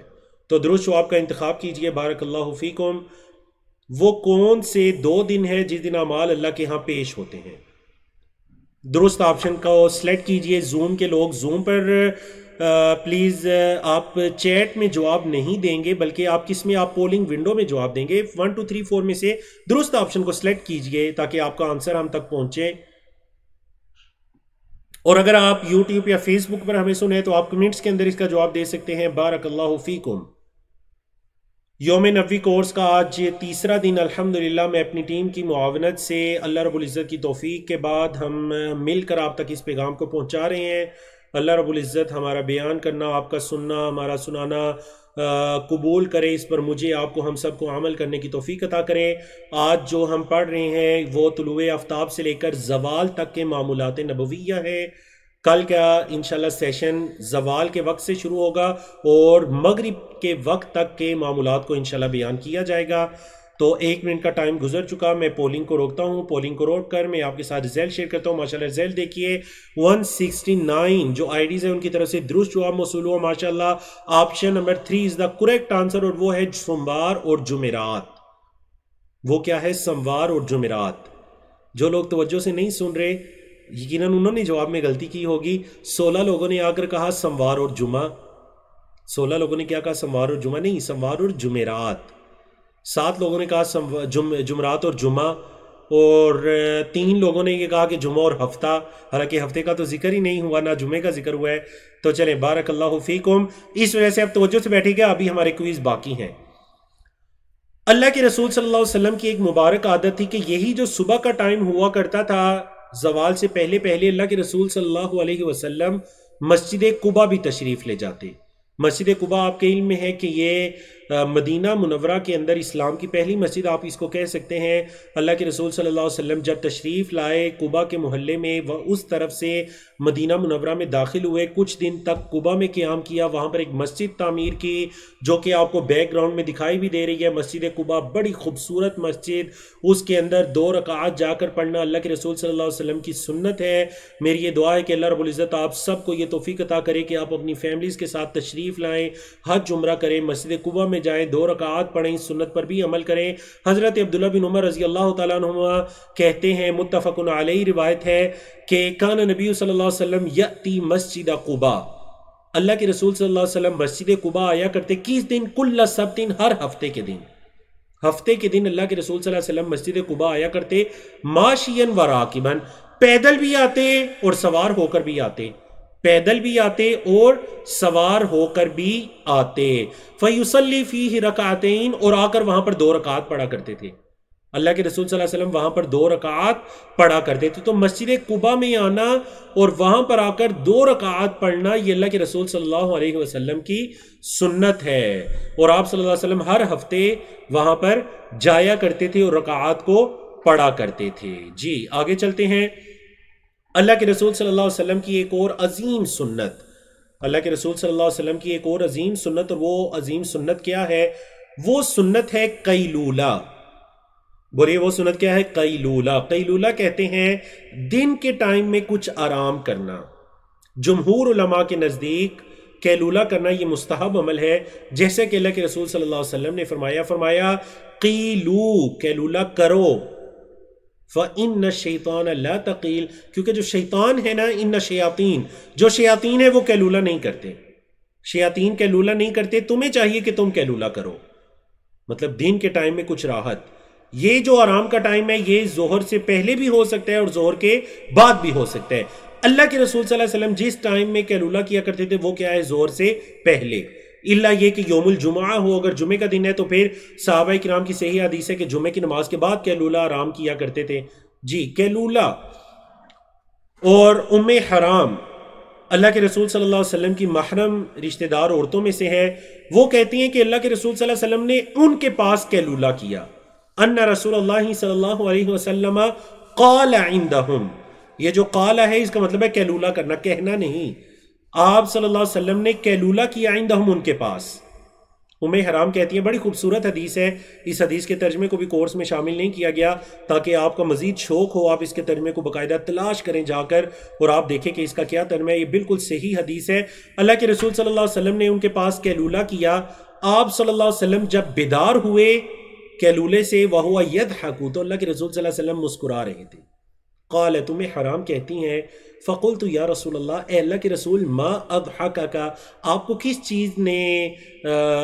چیز نے آپ کو مسکرانے پر مجبور کیا، یعنی کیوں آپ صلی اللہ علیہ وسلم مسکرائے، کس چیز نے آپ کو مجبور کیا کہ آپ مسکرائے؟ قال، آپ صلی اللہ علیہ وسلم نے فرمایا، رأیت قوما ممن یرکب ظہر هذا البحر کالملوک علی الاسرۃ، میں نے دیکھا کہ میں نے ایک ایسی قوم کو دیکھا ہے جو کہ سمندر کا سفر کر رہے ہیں، بادشاہوں کی طرح وہ سمندر کا سفر کر رہے ہیں۔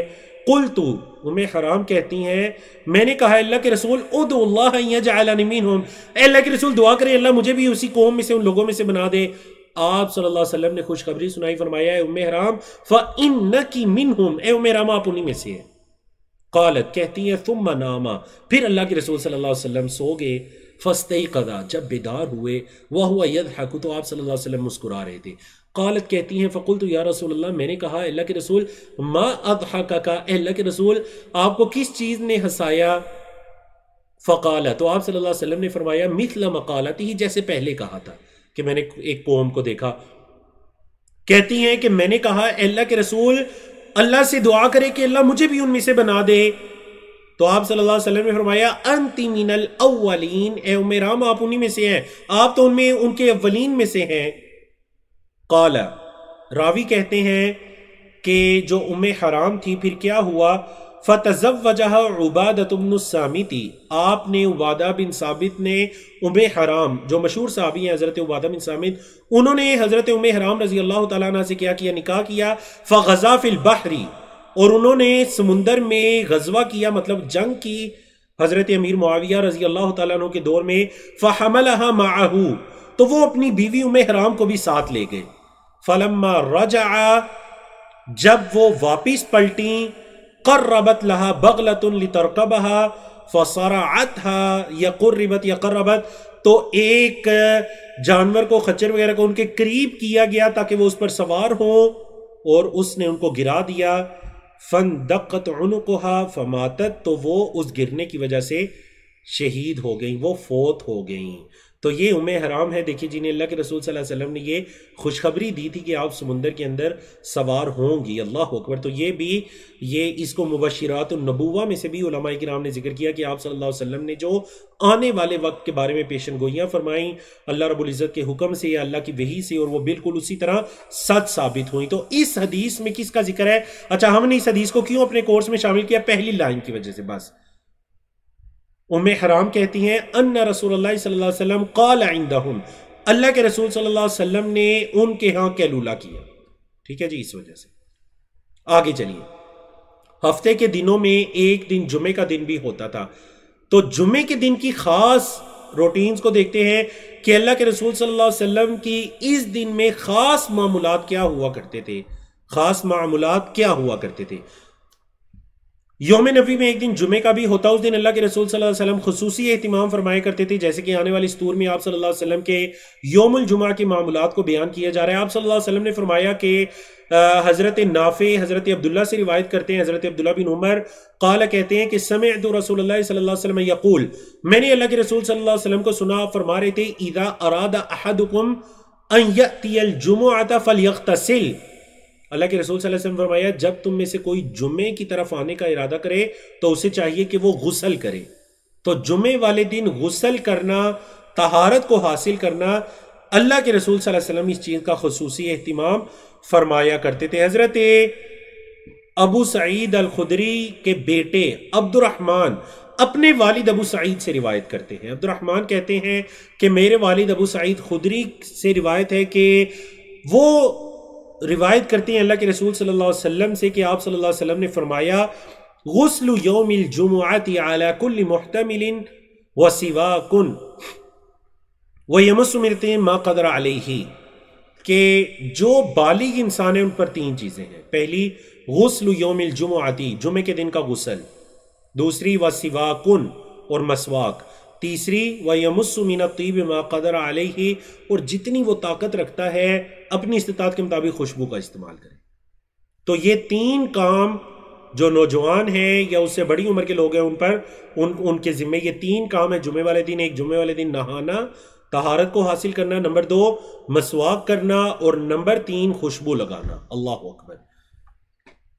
اللہ کے رسول صلی اللہ علیہ وسلم نے جمعے کے دن کے بارے میں فرمایا کہ خیر یوم طلعت علیہ الشمس یوم الجمعہ، سب سے بہترین دن جس دن سورج نکلتا ہے وہ یوم الجمعہ ہے، جمعے کا دن ہے، یعنی ہفتے کے دنوں میں وہ سب سے بہترین دن جب سورج نکلتا ہے وہ جمعے کا دن ہے۔ کیوں؟ فیہ خلق آدم، اس دن آدم پیدا کیے گئے، وفیہ ادخل الجنہ، اسی دن آدم علیہ السلام کو جنت میں داخل کیا گیا، وفیہ اخرج منہا، اسی دن آدم علیہ السلام کو جنت سے نکالا گیا، وَلَا تَقُومُ السَّاعَةُ إِلَّا فِي يَوْمِ الْجُمْعَةِ، اور قیامت بھی جمعے کے دن ہی قائم ہوگی۔ صحیح مسلم کی اس حدیث کے مطابق جس میں جمعے کے دن کی فضیلت کو بیان کیا جا رہا ہے۔ ایک اور فضیلت کو کہ نہ صرف جمعے کے دن غسل وغیرہ کرنا بلکہ مسجد کی طرف جلدی جانا۔ حضرت ابو ہریرہ رضی اللہ تعالیٰ عنہ کی روایت ہے کہ اللہ کے رسول صلی اللہ علیہ وسلم نے فرمایا من اغتسل یوم الجمعۃ غسل الجنابہ، جو شخص جمعے کے دن جنابت کا غسل کرے، فرضی غسل کرے، ثم راح، پھر وہ گیا مسجد کی طرف وہ گیا، فکأنما قرب بدنۃ، یعنی اتنا جلدی گیا تو اس کی مثال ایسی ہے جیسے کہ اس نے ایک اونٹ کو قربان کیا۔ ومن راح فی الساعۃ الثانیہ، جو دوسری گھڑی میں گیا، قرب بقرۃ، اس کی مثال ایسی ہے جیسے اس نے گائے کو قربان کیا۔ ومن راح فی الساعۃ الثالثہ، جو تیسری گھڑی میں گیا اس کی مثال ایسے ہے فکأنما قرب کبشا، تو جیسے اس نے دمبے کو قربان کیا۔ ومن راح فی الساعۃ الرابعہ، جو چوتھی گھڑی میں گیا اس کی مثال ایسے ہے جیسے اس نے ایک مرغی کو قربان کیا، ایک مرغا، قرب دجاجۃ۔ اور ومن راح فی الساعۃ الخامسہ، جو پانچویں گھڑی میں گیا، فکأنما قرب بیضۃ، تو اس کی مثال ایسی ہے جیسے اس نے انڈا اللہ کی راہ میں قربان کیا، مطلب انڈا اللہ کی راہ میں دیا۔ اب فَإِذَا خَرَجَ الْإِمَامُ، یہ 5 گھڑیاں ہیں، کل کتنی گھڑیاں ہیں؟ 5۔ اچھا دیکھیں یہاں پر یہ یاد رکھیں، اس کا یہ مطلب نہیں ہے کہ مسجد میں جو 5 آنے والے ہیں بس ان کو اجر و ثواب ملے گا، اس کے بعد آنے والوں کو نہیں۔ یہ اللہ کے رسول صلی اللہ علیہ وسلم نے گھڑیاں بیان کی ہیں، الساعۃ الاولی، الساعۃ الثانیہ، الساعۃ الثالثہ، الساعۃ الرابعہ اور الساعۃ الخامسہ، 5 گھڑیاں ہیں۔ اب یہ گھڑی ہے، یہ 5 گھڑیاں جمعے سے پہلے ہیں، جو بالکل آخری گھڑی ہے نا امام کے نکلتے ہوئے، وہ آخری گھڑی ہے جس میں انڈے کے قربان کرنے کا ثواب ہے یا اس کے برابر اجر و ثواب ہے، سمجھا گی؟ تو یہ 5 گھڑیاں ہیں۔ سب سے پہلی گھڑی اونٹ کے برابر ثواب، دوسری گائے قربان کرنے کے برابر، تیسری دمبا، چوتھا مرغی اور 5واں انڈا۔ تو یہ گھڑیاں ہیں، تو ہمیں حرص کرنی چاہیے کہ ہم پہلی گھڑیوں کے اندر پہنچیں تاکہ ہم زیادہ سے زیادہ اجر و ثواب کو پا سکیں. یہاں تک کہ جب امام نکلتا ہے تو پھر کیا ہوتا ہے؟ حضرت الملائکۃ یستمعون الذکر، پھر وہ جو نام لکھنے والے دروازوں پر فرشتے ہوتے ہیں وہ حاضر ہو جاتے ہیں اور اللہ کا ذکر سنتے ہیں، وہ اللہ کا ذکر سنتے ہیں. حضرت ابو ہریرہ رضی اللہ تعالیٰ عنہ کی یہی حدیث، بس اس کے اندر یہ الفاظ ہے کہ قال، فرمایا کہ علی کل باب من ابواب المسجد ملک، مسجد کے دروازے میں سے ہر دروازے پر ایک فرشتہ ہوتا ہے، یکتب الاول فالاول، جو کہ پہلے پھر اس کے بعد ترتیب سے آنے والوں کو نام لکھتا رہتا ہے. تو وہ جو پہلا ہے وہ مثل الجزور، وہ ایسے ہی ہے جیسے اونٹ، پھر یہاں تک کہ کرتے کرتے انڈے تک وہ پہنچے، یہاں تک کہ جب امام منبر پر بیٹھ جاتا ہے تو پھر وہ جن صحیفوں کے اندر فرشتے نام لکھتے ہیں ان کو بند کر دیا جاتا ہے، توویت، ان کو لپیٹ دیا جاتا ہے، وہ حاضر و ذکرہ، اور فرشتے ذکر سننے میں حاضر ہو جاتے ہیں. سمجھا گئی؟ تو یہ جو حدیث ہے اس کی شرح بھی پچھلی حدیث کی روشنی میں کیا کی جائے گی کہ وہ گھڑیاں ہیں اور ہر گھڑی کا ایک اجر و ثواب ہے. بڑی خوبصورت حدیث جمعے کے دن کے معمولات کے بارے میں حضرت ابو سعید الخدری کی روایت ہے. نبی کریم صلی اللہ علیہ وسلم نے فرمایا، من قرأ سورۃ الکہف لیلۃ الجمعہ، جس نے جمعے کی رات میں، رات مطلب مراد ہے مطلب جمعے کا پورا دن، دن رات دونوں اس میں آ جاتے ہیں، جس نے جمعے کے دن یا رات کے اندر سورۃ الکہف پڑھی، اضاء له من النور فيما بينه وبين بیت العتیق، اس کے درمیان اور بیت عتیق کے درمیان ایک نور روشن کر دیا جاتا ہے. آپ کے علم میں ہے بیت اللہ جو مکۃ المکرمہ میں ہے، بالکل اسی کے اوپر آسمانوں میں بیت العتیق ہے، بیت اللہ کی عتیق جس کا طواف اللہ کے فرشتے کرتے ہیں. اس بندے کے درمیان اور آسمانوں میں اس بیت العتیق کے درمیان ایک نور کو روشن کر دیا جاتا ہے. علامہ البانی رحمہ اللہ نے اس حدیث کو صحیح الجامع میں صحیح قرار دیا. ایک اور بڑی خوبصورت حدیث جمعے کے دن کے بارے میں حضرت ابو ہریرہ رضی اللہ تعالیٰ عنہ کی روایت کہ نبی کریم صلی اللہ علیہ وسلم نے فرمایا، ان فی الجمعۃ لساعۃ، جمعہ کے اندر ایک گھڑی ایسی ہے، لا یوافقھا مسلم، کوئی مسلمان بھی اس کے موافق نہیں آتا، یسأل اللہ فیہا خیرا، جو اللہ سے خیر کا سوال کرتا ہو، الا اعطاہ ایہ، تو اللہ اس کو وہ عطا کر دیتے.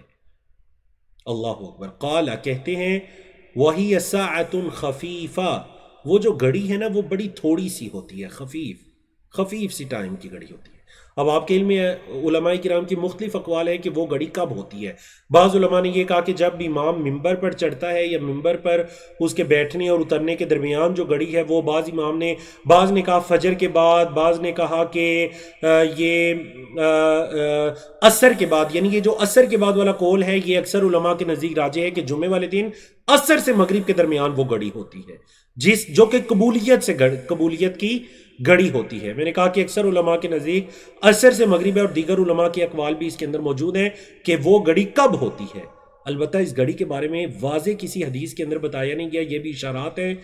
کیونکہ آپ حرص کریں، جمعے کے پورے دن کو آپ نیک اعمال کے اندر گزارنے کی کوشش کریں، اور مقصد کیا ہونا چاہیے کہ میں اس گھڑی کے موافق آ جاؤں، جس گھڑی کے موافق آنے سے کیا ہوتا ہے جی، وہ اللہ رب العزت سے جو سوال کیا جائے اللہ وہ عطا کرتے ہیں. تو اس وجہ سے بعض علماء کرام کا یہ طریقہ کہا رہا ہے کہ جمعے والے دن عصر سے لے کر مغرب تک کا وقت وہ خیر کے کاموں میں گزارنے کی کوشش کرتے تھے.